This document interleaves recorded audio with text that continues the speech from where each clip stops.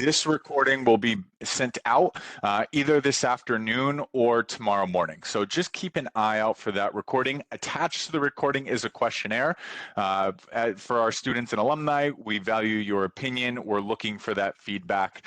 So there is a quick questionnaire. It should take you no more than 5 minutes to fill that out.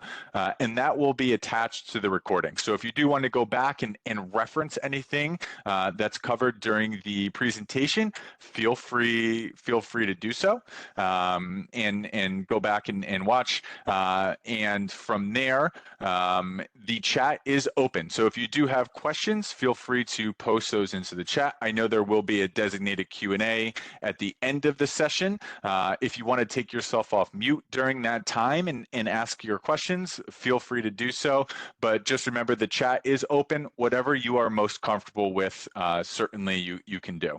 And from here, what I will do is I will pass it over to Tim and Wendy. All right. Thanks, RJ.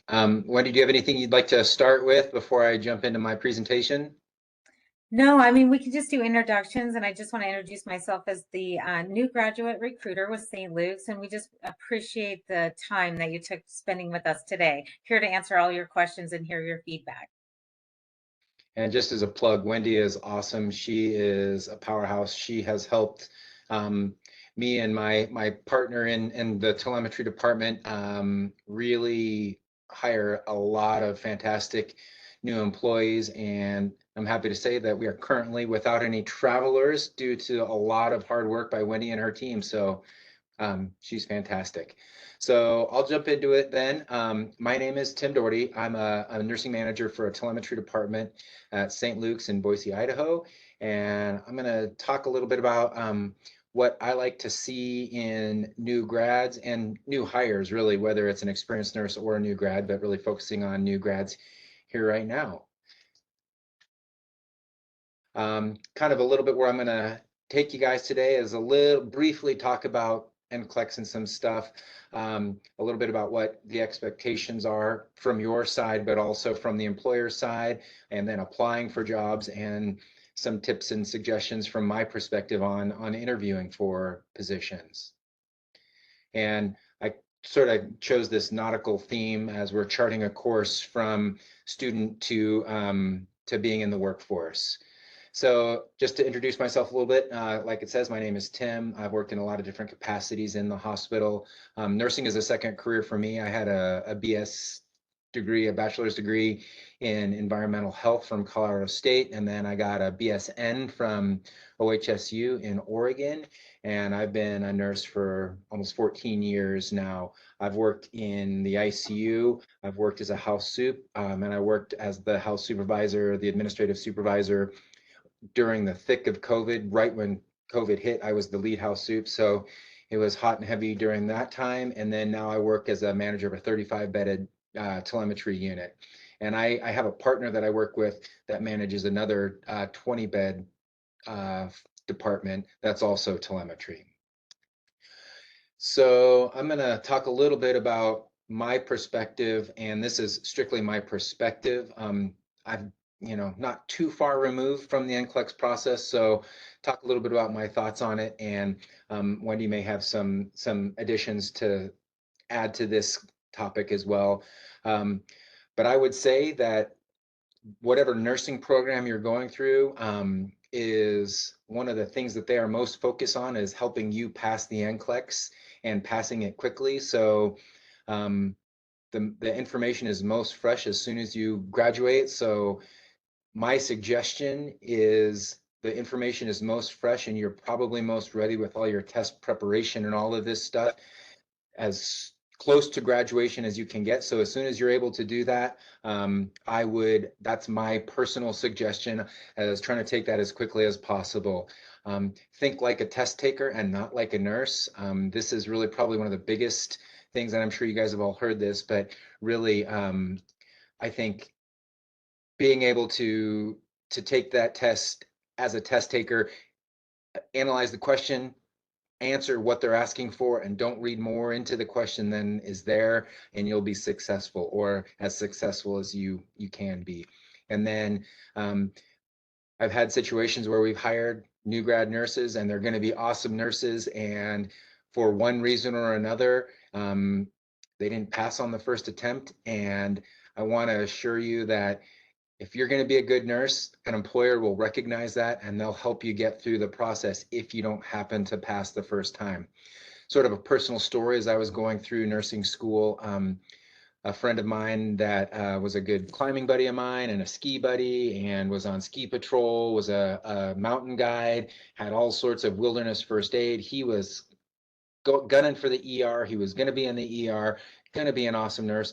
He passed the NCLEX after his fourth attempt. Took him several times, and he is an awesome nurse. So it's a hoop we have to jump through, and it is a good test of knowledge, but it isn't everything, and it isn't the end all. So it doesn't, if you don't pass the first time, it doesn't mean you're not going to be a good nurse or a great nurse at that. I don't know, Wendy, do you have any additional comments on that? Yeah, no, I love your perspective on that too. And some people take the NCLEX right away and then, take time to decompress and take a vacation after you've, started nursing school before you come on board with us. And this, you've been perhaps through school and clinicals. And so, yeah, please don't be too hard on yourself if you don't pass it the first time. At St. Luke's, we don't give you a guideline on when you need to take it, but Tim's feedback is definitely, why it's fresh in your mind, to take it as soon as you can. And also when you're looking for an employer, so for St. Luke's, we will hold, if you accept a position with us, we will hold the position for you to test a second time. So that's a good thing to keep in mind, and very thoughtful of St. Luke's.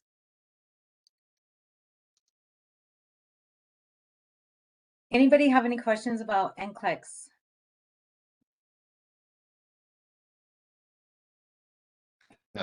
Nothing in the chats? Nope. Okay. All right. So next I'm going to talk a little bit about some expectations, and these are some expectations that you should think about as you're applying and researching and preparing to interview for prospective employers. Really think about, where do you want to be? What's important to you? What do you value? But also think about, if it's very common that a few specialties are highly sought after. The NICU, adult ICU, pediatric ICU, ER, labor and delivery. These are highly competitive locations, and sometimes there might not even just be new grad positions in some of these locations, and that's okay. So what would excite you as an alternative location, I think, is a very important thing that you can think about ahead of time. And when you're coming to a prospective employer, that really demonstrates some deep thinking and some deep reflection on your career of nursing. And then a really important thing that I think really kind of was highlighted throughout the pandemic, and I'm experiencing with my staff right now currently, is self-care. And really, nursing is a hard occupation. It's an extremely rewarding and a very exciting career to enter into, but it is emotionally taxing, especially if you're working in the inpatient setting. It can be very demanding and very hard. So it's important right now that you start developing techniques, routines for yourself, to care for yourself, to offload some of this mental baggage that we can carry with us as bedside nurses. So these are just some things to think about. And so then thinking about, how does a prospective employer help me with some of this stuff? What are the career paths? If I'm not in my primary dream job right away, how can I get to that? So in this next slide, looking at really what's important to you, and maybe that's being at a teaching facility, maybe that's being at a children's hospital. Like, some of these different things can think about, but again, the self-care and being able to stay in nursing for the duration. You've worked so hard through school. This is something you want to be able to stick with for a long time. So working for an employer that supports you is really important.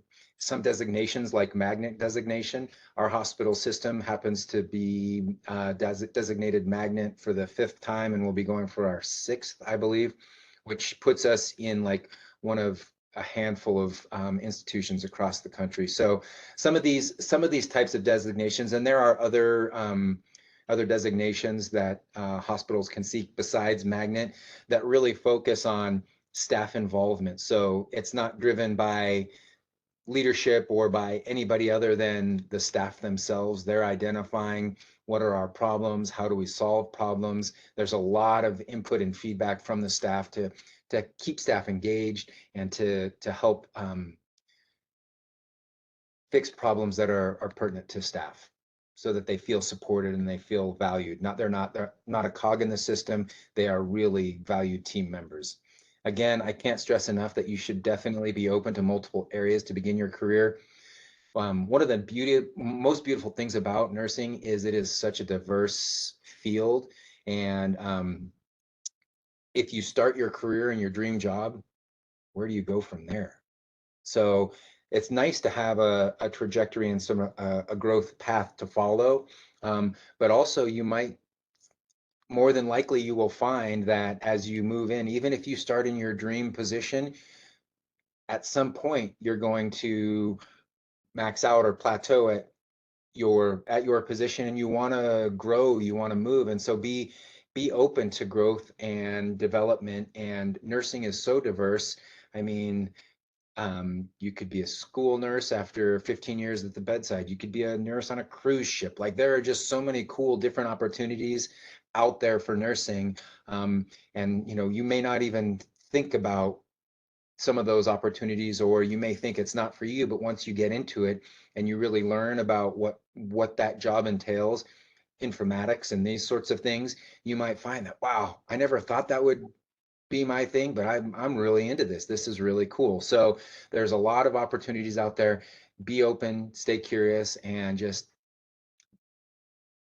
be open to whatever opportunities kind of present your way.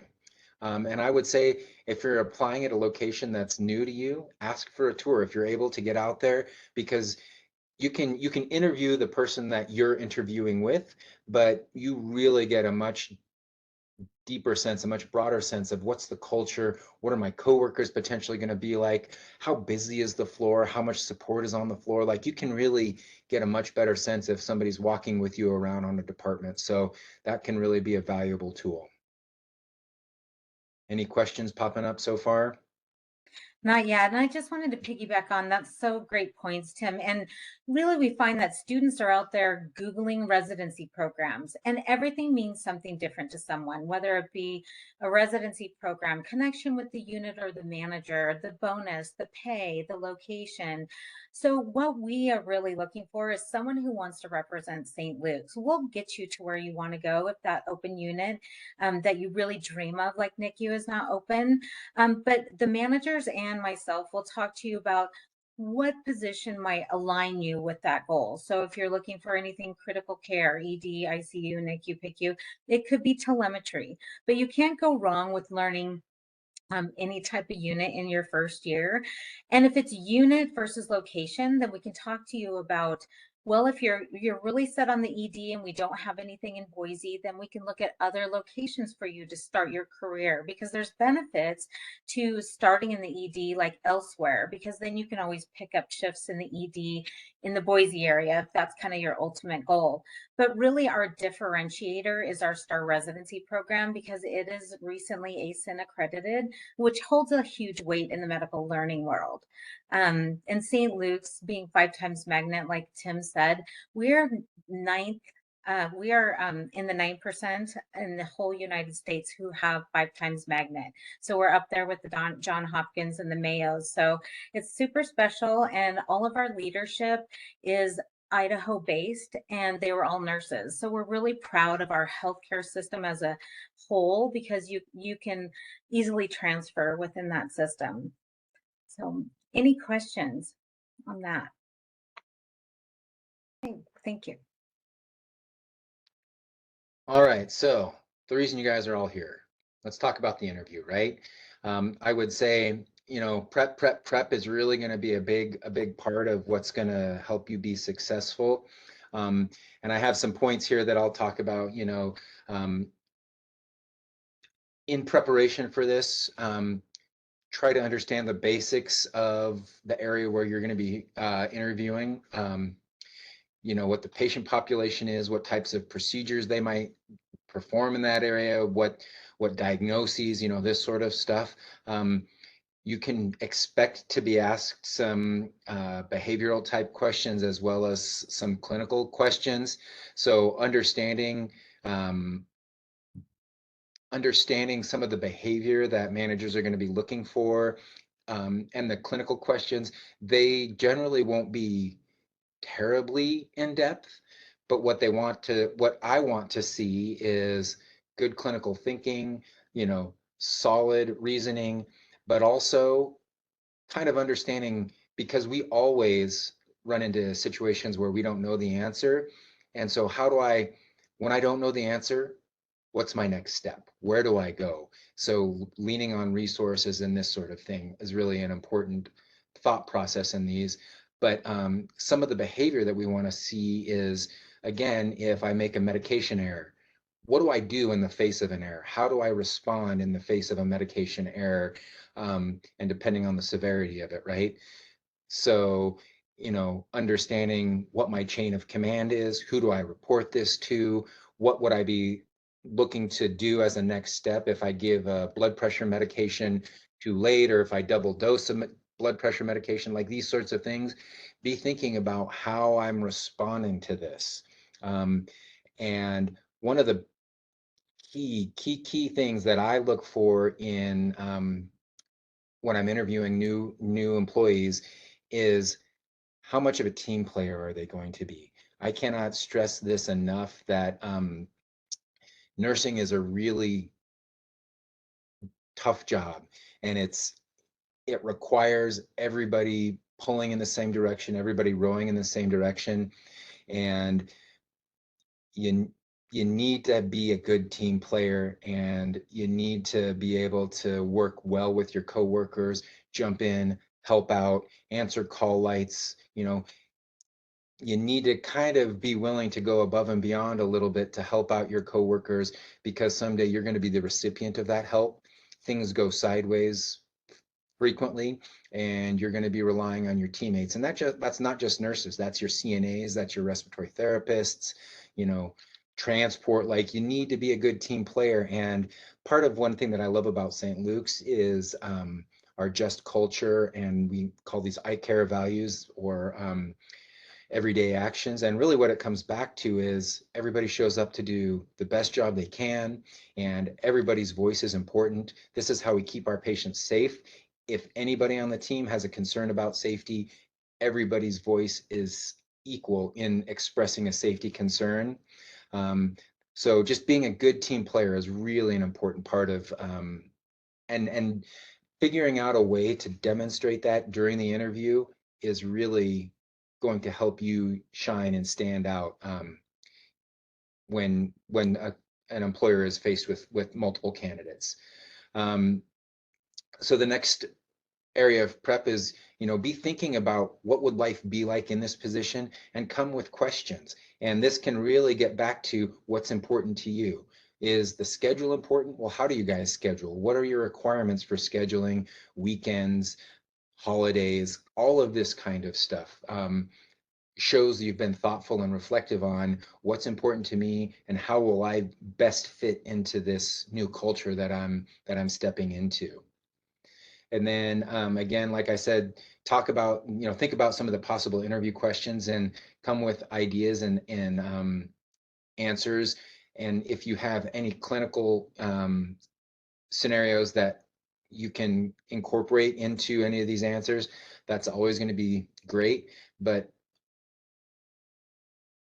scenarios that are outside of a hospital or the medical field can also be good, if they're really, because these are behavior-based questions, if you can really tie the question to a behavior that might not be so clinical, but you have a really good example of how this ties back to a specific behavior, that's going to be a really good answer to a question.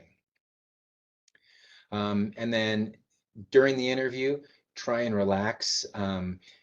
Try and, you know, have notes or have a way that you've practiced and rehearsed your scenarios, and be succinct and stay focused for your questions. But really, your best bet is relax. Be relaxed. Try and relax. Meditate. Whatever you need to do coming into the interview to try and stay focused but relaxed. And again, be professional, but be authentic. We want to see the real you. We really want to see you, and because we want to make sure that you're going to be a good fit. And we don't want to have one person show up on an interview, and then when you show up to work, another person actually arrives and the culture just doesn't fit. That's not beneficial for anybody. So we want to make sure that the real you is what we're going to get, and that you're going to be a good fit for our culture. And yeah, again, just ask questions. Ask questions is really a key thing. And it doesn't have to be a ton of questions, but have some questions prepared. And I think that really, again, shows thoughtfulness in wanting this position.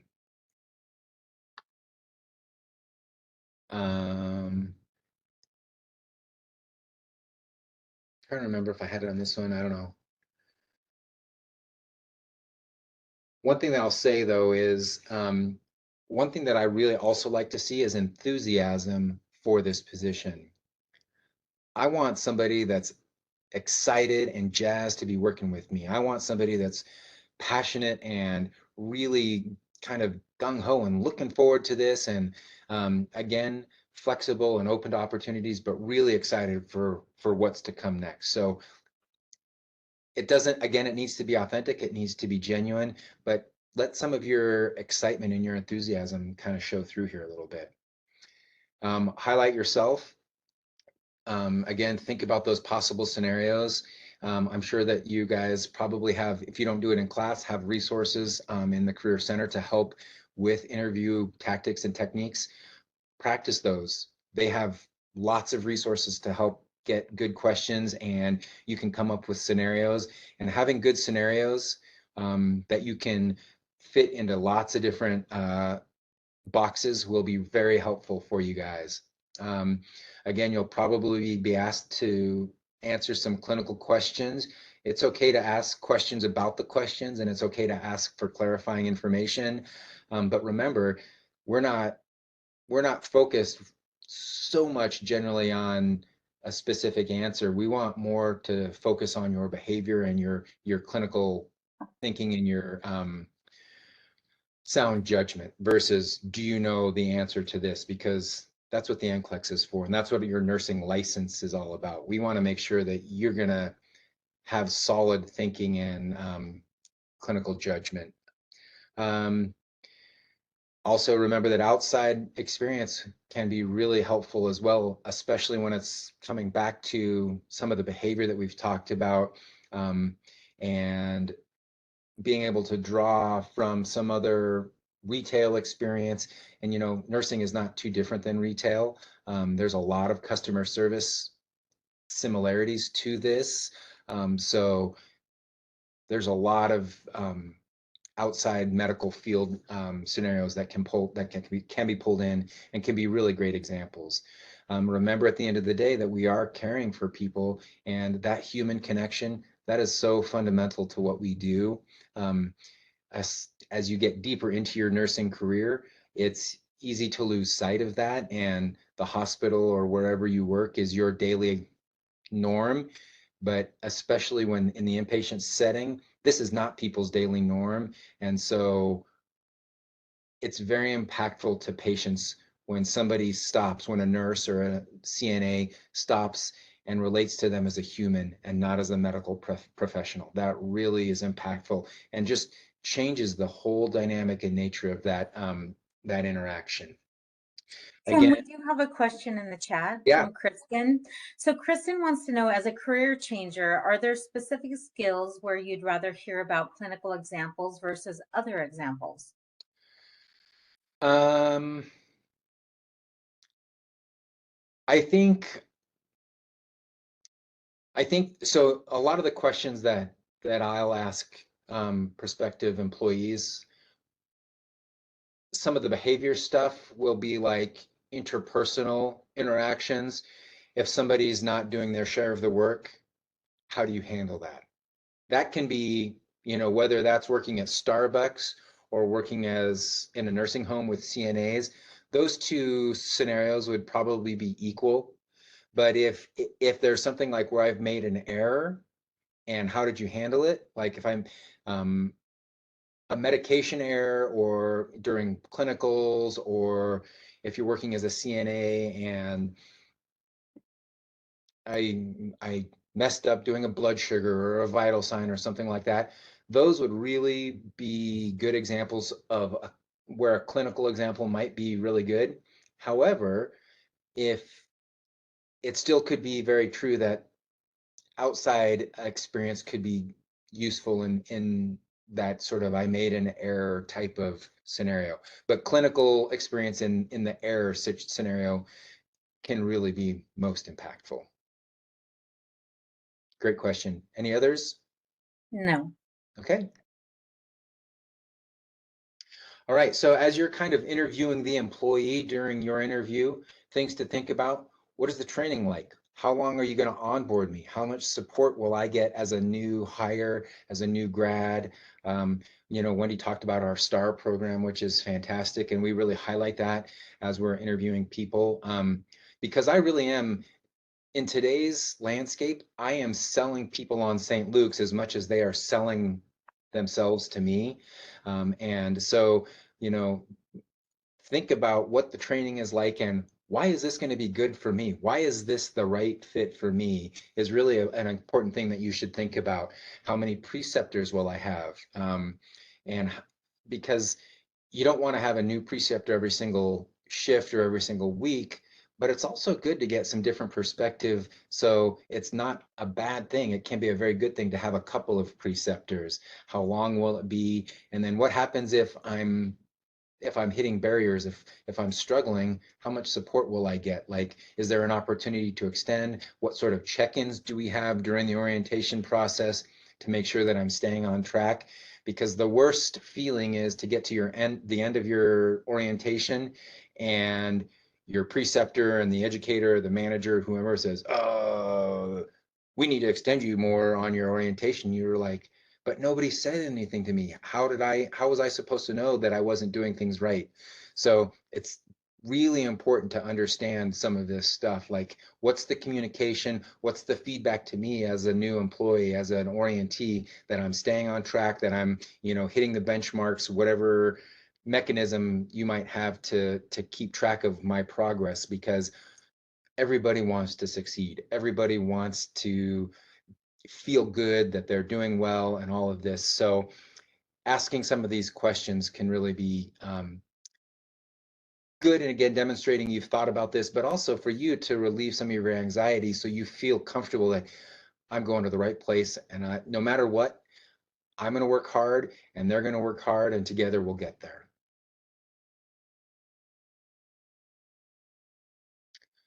All right, so I talked a lot about this already, so I won't belabor this point too much. But again, we want to see you. We want to see the real you. I want to see excitement for you, wanting this job. Again, teamwork is such a real important part of this whole process, not just for nursing, but for patients moving around the hospital, discharging from the hospital, from social work, case managers, respiratory therapists, PT, OT, all of these teams come together to really support and help this patient have the best outcome possible. So we need to make sure that teamwork is a priority of yours as well as ours. And we also want to make sure that people aren't feeling superior in their position. So all work is everybody's work and all work is valuable. And things change rapidly, and the pandemic really highlighted for us. Things change dynamically and people need to be flexible, and being flexible will also help you succeed long-term in nursing. So to wrap things up, we're Oh, all Tim, linked can I make one more point Yeah, before you please. move off interviewing? So at St. Luke's, we have multiple ways to interview. So we have virtual interviews, and that could be one-on-one with the unit of choice, or it could be virtual. We have hold events. So you could come to a virtual event and meet multiple managers that represent all of our system and all of our open positions. Or if you're coming to town or live in town, we could do an in-person interview or an in-person interviewing event. So there's multiple ways to get you in front of managers in that aspect. Any other questions on interviewing? Nothing in the chat. Okay. All right, so we are all links in this chain. That's my funny little diagram here. You're on a great journey, and like I said earlier, you know, there's lots of opportunities within nursing, some of which you may not have even thought of yet, or really didn't think that that's not for me. But as you get deeper into it, you might learn more about some opportunity and really understand, like, wow, there's a lot more to that than I was understanding, and that really is exciting to me. So be open to new experiences, and if you don't land initially in your dream job, nursing is a long trajectory and there's a lot of opportunities. And if you're succeeding and if you're really trying your best and really trying to help your patients, if you're really making those human connections and succeeding, the positions that you want will eventually come your way. So you will get there even if you don't start there.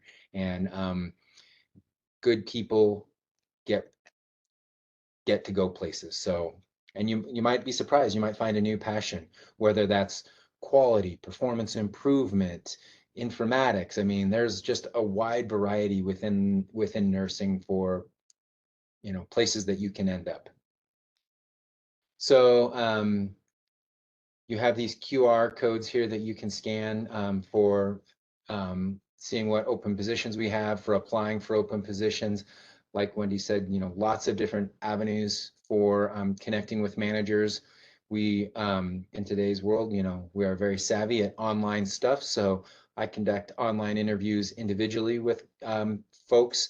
And then I've also done some in-person interviewing panels. So there's lots of different ways to do that. I put our public-facing careers website up there, not necessarily with the URL, but just so you can kind of see what we offer there. So for this, Wendy, they just scan that and then they can see what open jobs we have. That takes you right to the STAR application based on what geography, what location you're interested in. So if you are open to all of those locations, you would apply for each one. And there will be some pre-screening questions. And in those pre-screening questions, we really want to know, where would you like to see your future, but where would you start now? And then we'll ask you a couple behavior-based questions. And then there's only you can only upload one document, so a cover letter is not required. But if you want to do a cover letter, just make it generic and then attach it to your resume and upload your resume, and then that will come over to me. There are a few questions here. How many interviews do you typically have in the interview process for a candidate? Right now, I can answer that because we hire a year in advance. So part of our strategy is to, you know, travel all over the United States, do these virtual presentations to socialize St. Luke's and Star Nurse Residency, and kind of help you, no matter if you choose St. Luke's or not, but to in the interview process and how to make those selections for healthcare systems, because you have choices. So depending on what time of year you're graduating, what we'll do is look at what we have open versus what time you graduate. And then we'll talk to you about if that unit is where you want to see yourself. And then we can get you in front of an interview. So typically we have a candidate interview for 1 or 2 positions, depending on what we have open. And then what are examples of good questions I can ask at the end of interview that will help me stand out as a candidate, Tim? So again, I think a little bit is like what's important to you. So I think, first of all, thinking about what the onboarding process will look like, and I think a good manager or a good hiring department would really kind of cover that. But if it's not covered to your satisfaction, or if you have questions about it, clarify that. That really is showing thoughtfulness on your part about how long will this be? What is it going to look like? What exactly are the expectations of me? And then asking questions about, what happens if I'm struggling in one area or another, or what if I'm accelerated and if I feel like, and if my preceptor feels like I can come off of orientation sooner. So asking some questions kind of surrounding orientation, asking questions about unit culture, asking questions about what is the teamwork like, and relate it to some of your clinical experiences. If you've had a clinical experience where, one of my patients had a rapid response and me and my nurse were left alone dealing with this situation, how would you guys handle this? Or conversely, me and my preceptor had a rapid response and it felt like the whole hospital responded and I had a ton of resources. Is that what I could expect from your location as well? Did the crisis nurse show up? Did the resource nurse show up? Did the ICU show up? Did the ED show up? Like who responds to patients? Behavioral health is becoming more and more of a concern for inpatients for sure. And so asking questions surrounding, how do you guys support code grays? What sort of training do you give to new employees on how to stay safe? Situational awareness. At my hospital, we do a lot of what's called MOAB training, which is, it's a little bit of like hands-on training on how to get out of wrist holds, and if somebody's choking you, like, or they're going for your neck, there's some like training that we offer on how to keep yourself safe. So asking some of these questions, what do you guys do to support me when I'm in these situations? Because I recognize that I will probably encounter this. So being proactive and thinking about some of these types of situations would be really impactful on an interviewer, because that really demonstrates that you have a pretty good idea of what you're getting yourself into. Tim, And we then, have another question from yeah, Richard. So Richard would like to know, how do you view candidates who left the bedside nursing but are trying to make a return? people have a lot of different reasons why they would have left the bedside. I think the biggest thing is being able to speak to your story. What's brought you full circle? Why are you returning? What's your story? That's really going to be the biggest thing, I think. Is it a reigniting of your passion for something, or was there a specific event in your life that made this calling back to you to return to the bedside? I think those types of self-reflections and then being able to speak to that would be really impactful on why I'm coming back. Just a reminder to everyone, you are able to take yourselves off mute if you do want to come off mute and ask your question, or like as we have been doing, post those in the chat. I had a quick question as far, and I know a lot of healthcare providers do some of these, and I just wanted clarification from St. Luke's. Do you provide relocation assistance, sign-on bonuses, tuition assistance, any benefit like that you all might provide? Yes, and I can speak to that. So we do offer $5,000 relocation assistance. We have currently a $10,000 sign-on bonus for new grads who take a full-time position with us. So essentially $15,000 worth of incentives. We do have tuition reimbursement, which students are eligible for that after 90 continuous days of employment. And that has been it's $5,200 a year. So that's for future education. If you want to get a master's degree in NP or any type of certification. If you take a position in a rural hospital, like a critical access hospital, there is a government program that supports critical access hospitals where you could get up to $25,000 in tuition reimbursement. So to cover all those student loans over the next 3 years to help with, loans that are already incurred. Those are fantastic. Thank you. Thank you for sharing. You're welcome. Anyone else have any questions? Feel free to take yourself off mute or post those right in the chat as we have been doing. And we'll give another minute or two to allow people to type those out if they have them.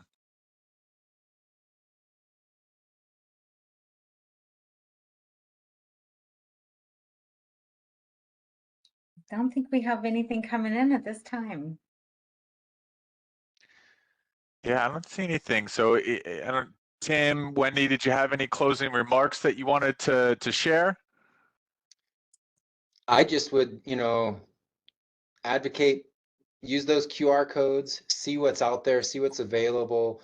St. Luke's is, I've been here 12 years now, and it is a fantastic organization. So I'm here advocating for St. Luke's, not just for my department or my hospital. We have several hospitals, and if you've not been to Boise, it's a fantastic city. The Treasure Valley, Meridian, and Nampa as well are fantastic, beautiful areas. So it's an exciting journey you guys are on, and you got a bright future and plenty of work, I promise. Yes, that's right. Thank you so much, RJ, and thank you everyone for your time today. We really appreciate it, and just best of luck. Learn a lot in your journey. Yeah, Tim, Wendy, thank you so much for jumping on today. We really do appreciate it. Just a reminder to everybody on the call, this session was recorded. That recording will be sent out either this afternoon or tomorrow morning. So just keep an eye out for that. And then attached to that is the questionnaire. If you could just take the time, please fill that out for us. But like I said, that should be coming either later on this afternoon or tomorrow morning. And again, thank you to St. Luke's. Thank you, Tim and Wendy, again for jumping on. We greatly appreciate it. And I hope everyone has a great rest of your afternoon. Take care. Thanks, RJ. Take care.